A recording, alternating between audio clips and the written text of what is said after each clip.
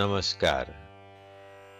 महापुरुषों का कहना है कि कविता हमें बेहतर इंसान बनने में सहायता करती है।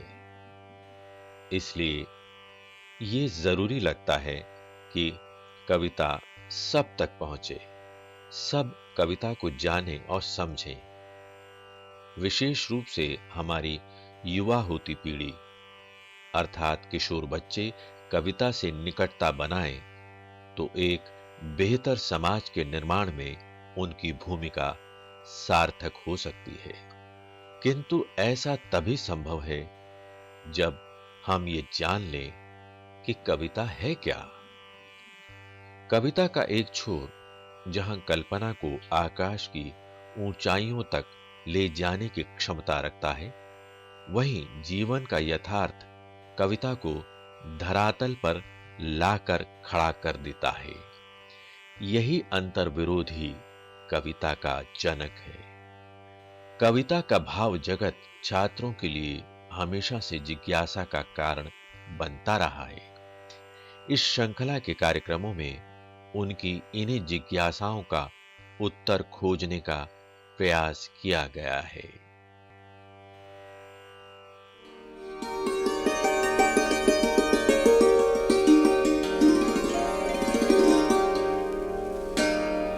साथियों नमस्कार। कवि और कविता श्रृंखला के अंतर्गत आज हम प्रस्तुत कर रहे हैं भक्ति काल के सगुण मार्गी शाखा के प्रमुख कवि तुलसीदास और उनकी कविताओं पर आधारित यह कार्यक्रम। तुलसीदास की दो कविताएं पाठ्यपुस्तक में शामिल हैं। एक कवितावली से है जिसमें कवित्व और सवैये हैं, दूसरी रामचरितमानस से है। कविता का शीर्षक है लक्ष्मण मूर्छा और राम का विलाप। ये दोनों कविताएं एनसीईआरटी की कक्षा 12 की हिंदी की पाठ्यपुस्तक आरोह भाग 2 में संकलित हैं। इन कविताओं से जुड़े हुए महत्वपूर्ण बिंदुओं पर प्रकाश डालेंगे डॉक्टर सूरज बहादुर थापा। डॉक्टर सूरज बहादुर थापा लखनऊ विश्वविद्यालय के हिंदी विभाग में प्रोफेसर के पद पर कार्यरत हैं। भाषा साहित्य शिक्षण की दुनिया में विशिष्ट नाम है। उनसे बातचीत कर रहे हैं डॉक्टर हरिमोहन शर्मा। डॉक्टर हरिमोहन शर्मा दिल्ली विश्वविद्यालय के हिंदी विभाग के पूर्व अध्यक्ष रहे हैं। भाषा साहित्य शिक्षण में उनका विशिष्ट योगदान है। आइए देखते हैं उनकी बातचीत। नमस्कार साथियों, आज हम राम भक्ति शाखा के श्रेष्ठ कवि गोस्वामी तुलसीदास और उनकी कविता पर बातचीत करेंगे। गोस्वामी तुलसीदास प्रत्येक भारतीय के जनमन में रचे बसे कवि हैं। लोक और शास्त्र का उन्हें गहरा ज्ञान है और उनकी कविता में भारत के प्रत्येक सामाजिक संबंध मौजूद हैं। इनकी कविता पर और बातचीत करने के लिए हमारे साथ मौजूद हैं डॉक्टर सूरज बहादुर थापा। डॉक्टर थापा, आपका बहुत बहुत स्वागत है। नमस्कार। नमस्कार। डॉक्टर साहब, गोस्वामी तुलसीदास के इन पाठों पर हम चर्चा करें उससे पहले क्या ही अच्छा हो कि गोस्वामी जी का संक्षिप्त जीवन परिचय अगर आप दे दें तो इससे कविता को समझने में मदद मिलेगी। जी बहुत अच्छा। गोस्वामी तुलसीदास जी हिंदी के सर्वश्रेष्ठ कवियों में से एक है जी। उनकी गणना हम विश्व के श्रेष्ठ कवियों में भी कर सकते हैं। उनका काव्य व्यक्तित्व इतना ऊंचा है कि इस तरह के व्यक्तित्व का हमेशा उत्पन्न होना बड़ा ही दुर्लभ है। गोस्वामी जी के बारे में ऐसा अनुमान किया जाता है कि वे सन 1532 में उत्तर प्रदेश के बांदा जिले के राजापुर गांव में पैदा हुए और उनकी मृत्यु सन 1623 में काशी वाराणसी उत्तर प्रदेश में हुई। जी।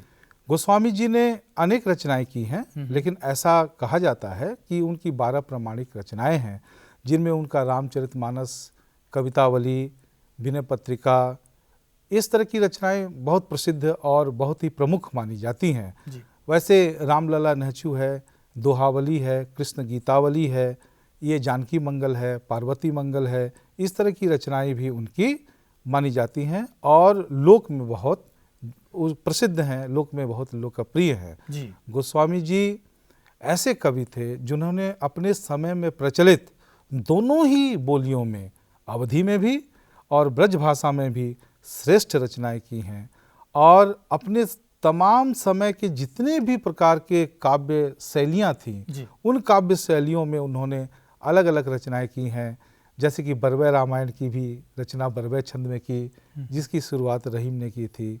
तो काव्य उपलब्धि की दृष्टि से ऐसा माना और कहा जाता है कि कविता करके तुलसी नल से, कविता पाल से तुलसी की कला।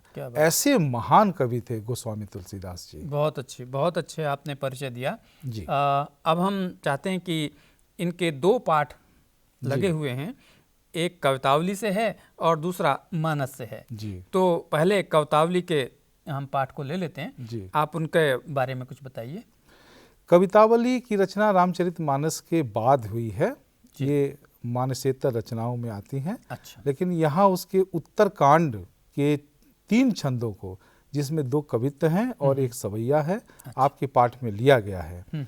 और उत्तरकांड के इन तीनों ही छंदों का बड़ा महत्व है, क्योंकि ऐसा माना जाता है कि तुलसीदास जी ने इसमें अपने जीवन के कटु अनुभवों को, जीवन के यथार्थ यानी कि जीवन की गहरी सच्चाई को अलग हट करके, बिल्कुल मुखर होकर के प्रस्तुत किया है। जी। इसलिए उनके लोकानुभव, जीवन की उनकी जो पारखी दृष्टि है, वो दृष्टि यहाँ पर पैदा हुई है। उस समय का जो संकट है, उस समय की जनता का जो दुख है, वह दुख ही यहाँ पर प्रकट हुआ है। जी। जैसे कि पहले कवित्व में आप देखिए, किसी भी किसान कुल बनिक भिखारी भाट, चाकर चपल नट चोर चार चेट की, पेट को पढ़त गुण गढ़त चढ़त गिरी, अटत गहन गन अहन अखेट की।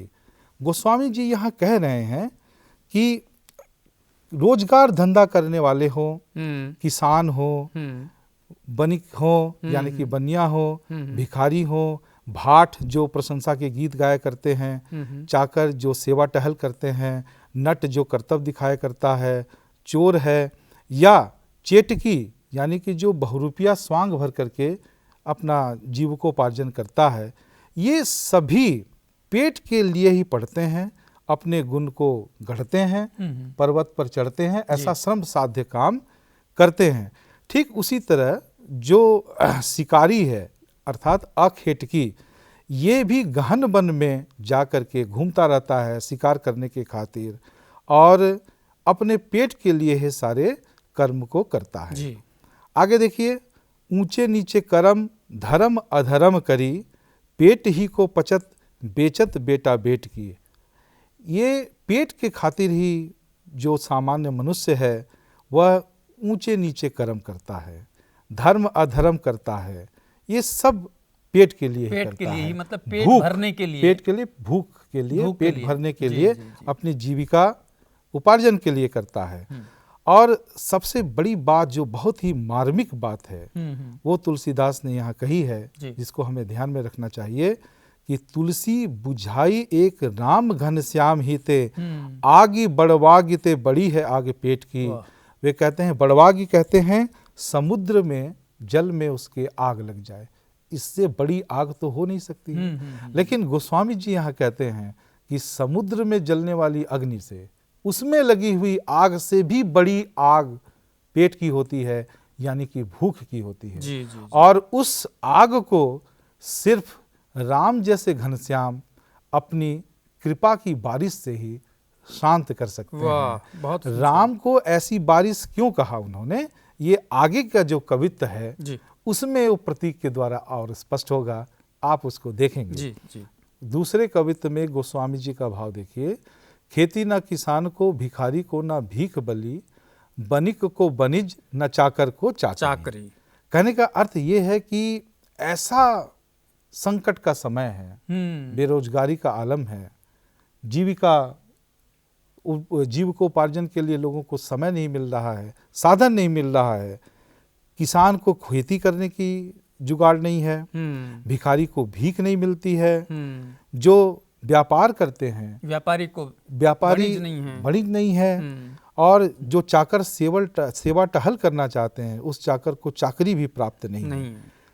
कह रहे हैं गोस्वामी जी, देखिए, जीविका विहीन लोग अर्थात काम काज से हीन हैं, कमाई के साधन नहीं है, लोग दुखी हैं, लोग सिद्धमान सोच बस दुखी होकर के कहें एक एकन से कहाँ जाए का करी, बिल्कुल किंग कर्तव्य विमूढ़ हैं। जी। वो एक दूसरे पूछ रहे हैं कहाँ जाएं, कैसे जीविकोपार्जन होगा, कैसे पेट और पलेगा, क्या करें, कुछ करने को नहीं दिखाई दे रहा करने है। को दिखाई नहीं देता, घर हाँ। परिवार को कैसे पालें। बिल्कुल, क्या बात डॉक्टर साहब, आपने बहुत अच्छी व्याख्या की। आगे पर देखते हैं। आगे गोस्वामी जी कह रहे हैं कि वेदों में, पुराणों में भी कहा गया है और लोक में मैं देख रहा हूँ, वेद हूँ पुराण कही, लोक हूँ बिलोकियत। क्या है, सब पर संकट है, सा करे सब पे।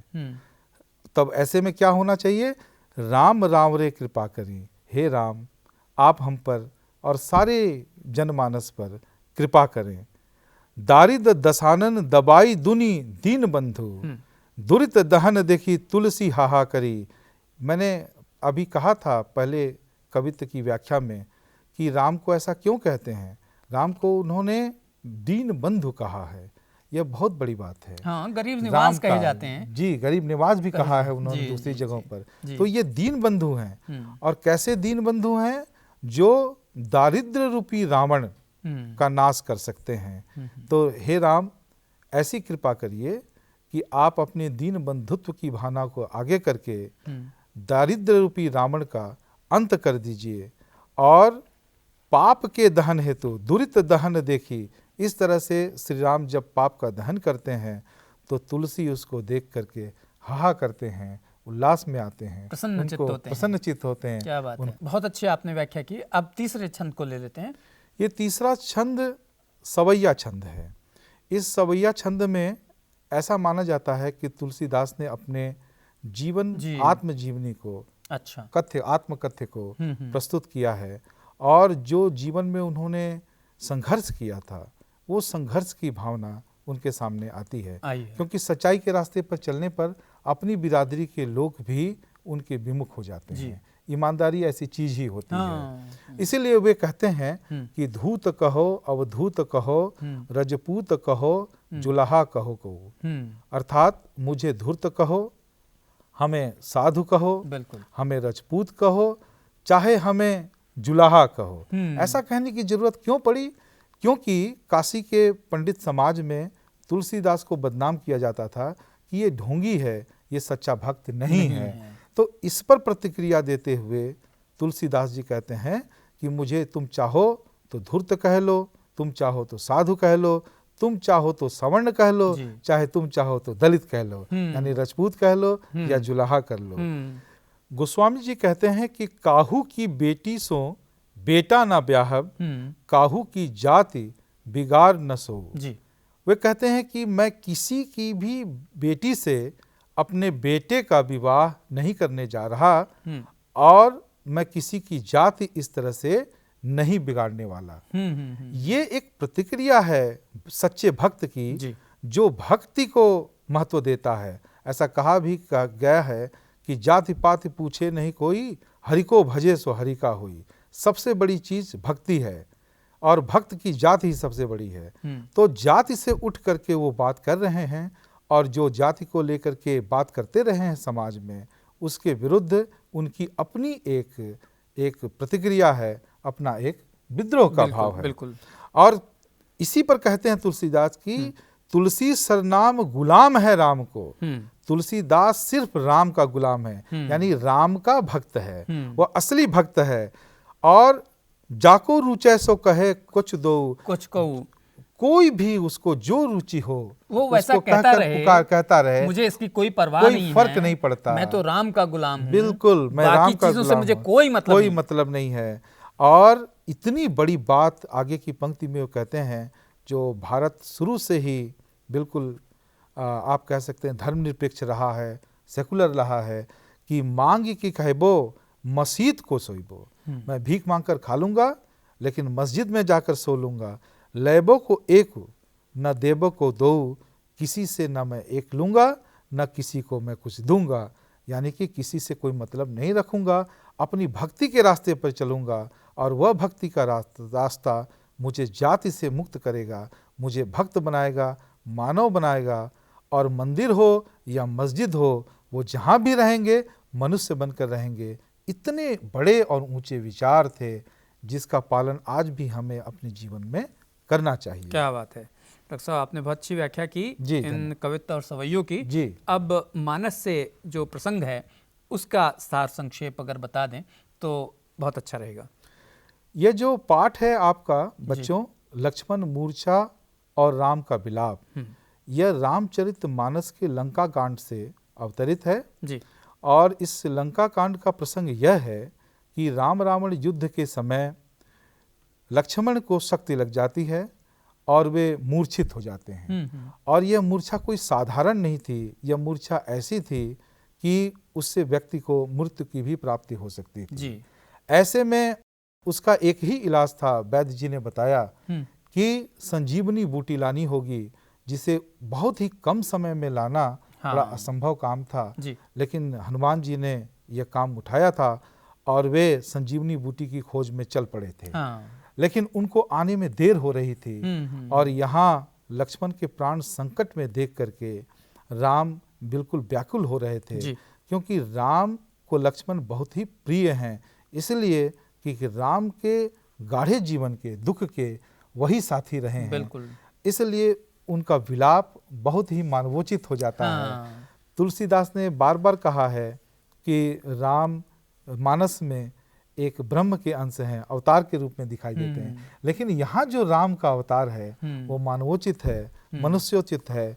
यहाँ आप पंक्ति देख सकते हैं कि जब देर हो रही है हनुमान जी को आने में तो राम की स्थिति कैसी है। गोस्वामी जी कहते हैं वहाँ राम लक्ष्मण ही निहारी, मूर्छित लक्ष्मण को देखकर राम कह रहे हैं, बोले बचन मनुज अनुसारी, मानवोचित वचन कह रहे हैं। एक भाई को देखता है, बात करता है, उस तरह से व्यवहार कर रहे हैं राम, है ना? तो वो यहाँ दिखाना चाहते हैं, ये दिखाते हैं। और राम हनुमान के आने से जब देर हो रही है तो विकल होकर के लक्ष्मण को अपनी छाती के पास ले आते हैं। और देखिए आगे की मार्मिक पंक्ति है कि मम हित लागी तजेहु पितु माता, सहेहु विपिन हिम आतप बाता। मेरे लिए ही इन्होंने भी इनको सब कुछ छोड़ दिया, माता पिता छोड़ दिया। और वनवास इनको नहीं मिला था, लेकिन ये वन में मेरे साथ घूमे। विपिन यानी वन, और चाहे हिम हो यानी कि शीत हो, और चाहे आतप हो, धूप हो, गर्मी हो, चाहे तूफान हो, वाता हो, हर संकट में लक्ष्मण ढाल बन करके राम के खड़े रहे। इसीलिए वो दुखी होकर कहते हैं कि सो अनुराग कहाँ अब भाई। अब मूर्छित लक्ष्मण पड़े हैं तो वो अनुराग हमें कैसे मिलेगा। उठाऊं न सुनी मम बच बिकलाई, मेरे ये व्याकुल वचन सुन करके तुम क्यों नहीं उठ पड़ते हो। और आगे की बहुत मार्मिक पंक्ति है जिसकी व्याख्या आपको पढ़नी है। जो जनतेऊ बन बंधु बिछोहू, पितु बचन मनतेऊ नहीं ओहू। राम को कहा जाता है कि वो मर्यादा पुरुषोत्तम है, लेकिन भाई से कितना प्रेम है। वे कहते हैं कि अगर मैं जानता, यदि मुझे मालूम होता कि भाई से बिछड़ना पड़ेगा जंगल में जाकर, वनवास में जाकर, तो मैं पिता की आज्ञा बिल्कुल नहीं मानता, उनकी आज्ञा का उल्लंघन कर देता। ये कितना एक पुरुषोत्तम राम पिता के वचन के उल्लंघन की बात कर रहे हैं। सोच सकते हैं भाई के लिए कितना प्यार करते हैं वो। क्या बात। ये एक बड़े भाई का छोटे भाई के प्रति प्यार है, अद्भुत है, जो आज के लिए बिल्कुल एक शिक्षा है हमारे लिए, एक आदर्श आगे चलते हैं तो। और देखिए ऐसे ही राम आगे की पंक्ति में कहते हैं कि कैसे लक्ष्मण के बिना उनका जीवन है। जथा पंख बिनु खग अति दीना, मणि बिनु फनी करीबर कर हीना। जैसे पंख के बिना कोई पक्षी हो और दीन हो जाता है, ऐसे ही लक्ष्मण के बिना मेरा जीवन है। और आगे वो और भी कहते हैं जैसे कोई सर्प बिना मणि के हो, कोई हाथी बिना सूंड के हो, और उनके बिना क्या हो जाएगा। असमम जीवन बंधु बिन तो ही, ऐसा ही हे बंधु, हे भाई, तुम्हारे बिना मेरा जीवन हो जाएगा और मेरा जीवन तो बिल्कुल जड़ हो जाएगा। जो जड़ देव जिया वही मोही। और आगे देखिए ये भी पंक्ति व्याख्या है आपके लिए। जयहू अवध कवन मुँह लाई, मैं अवध कौन सा मुंह लेकर जाऊंगा लक्ष्मण के बिना। और लोग कहेंगे कि नारी है तो प्रिय भाई गंवाई, और एक नारी के लिए, अपनी पत्नी के लिए अपने भाई को कुर्बान कर दिया इसने, बलिदान दे दिया। तो ये एक पितृसत्तात्मक जो समाज है जी उसमें भाई की जो एक स्थिति होती है, स्त्री की जो एक स्थिति होती है, उस पर भी एक प्रकाश यहाँ पड़ जी, रहा जी। है कि भाई ज्यादा पर देखें महत्वपूर्ण कि है। तुरंत ही जब हनुमान आ गए तो कहते जी। हैं हर श्री राम भेटे हनुमाना। बिल्कुल बिल्कुल। लेकिन उसके पहले एक सोरठा है, ये बहुत अच्छा है, ये बच्चों के प्रश्न में भी है कि प्रभु प्रलाप सुनि कान बिकल भय बानर निकर। प्रभु का विलाप सुन करके, प्रलाप सुन करके बानरों का झुंड बिल्कुल व्याकुल हो जाता है। लेकिन उसी समय हनुमान आ जाते हैं। आई गए वो हनुमान जिमी करुणा मह वीर रस, और उनके आने से चारों तरफ आशा का संचार हो जाता है। जी। बिल्कुल जैसे उत्साह आ जाता है, इसलिए यहाँ वीर रस जैसी अनुभूति होती है। और राम हनुमान की भेंट होती है। बहुत ही समझदार हनुमान सामने आते हैं और एक बहुत ही अच्छा वातावरण बन जाता है। वैद्य जी संजीवनी बूटी का उपाय करते हैं और लक्ष्मण उठ करके बैठ जाते हैं और हनुमान की बात बिल्कुल सही हो जाती है। लेकिन यह संदेश जब रावण के खेमे में जाता है तो वो बहुत रावण व्याकुल हो जाते हैं और वो अपना एक बड़ा अस्त्र कुंभकर्ण को युद्ध में उतारना चाहते हैं। और यह वृतांत दशानन सुनेयु अति विषाद पुनि पुनि सिर धुनेयु। लक्ष्मण जी जाते हैं, ये वृतांत सुन करके सिर धुनने लगते हैं और व्याकुल कुंभकर्ण पही आवा। कुंभकर्ण के पास व्याकुल होकर के आते हैं और विविध जतन करी ताहि जगावा। बहुत उपाय करके उसको कुंभकर्ण को जगाते हैं, नींद से जगाते और हैं। कुंभकर्ण जब उठते हैं तो पूछते हैं रावण से कि तुम्हारा मुंह क्यों सूखा हुआ है। कुंभकर्ण बूझा कहू भाई काहे तव मुख रहे सुखाई। और फिर रावण उनको सारी कथा बताते हैं कि कथा कही सब ते ही अभिमानी, जे प्रकार सीता हरियाणी। ये बातें बताते हैं कि किस प्रकार सीता का हरण किया और युद्ध हुए और उसमें महाभट्ट, दुर्मुख जैसे, अकंपन जैसे बड़े महा उदर वाले वीर सब मारे गए। लेकिन ये सुन करके कुंभकर्ण की क्या प्रतिक्रिया होती है उसे जानना बहुत जरूरी है। इस दोहे में यही बात गोस्वामी जी कहते हैं कि सुनी दशकंधर बचन तब। दशकंधर यानी रावण, रावण के वचन सुन करके कुंभकर्ण बिलखान, कुंभकर्ण बिलखने लगते हैं। उनको कोई खुशी नहीं होती और वे कहते हैं कि जगदम्बा हरि आनी, अब तुमने तो जगदम्बा माता को, जगत जननी को उसका हरण कर लिया है। सठ चाहत कल्याण, और अब कल्याण चाहते हो, ऐसा हो नहीं सकता। यानी कि जो पाप तुमने किया है उसका फल भी तुम्हें प्राप्त होगा। ये एक बहुत ही मार्मिक कथा है, रामचरितमानस का प्रसंग है। इससे हमें जीवन में शिक्षा लेनी चाहिए कि हमें अच्छे कर्म करना चाहिए ताकि हमारे कर्म और फल भी हमें अच्छा प्राप्त हो।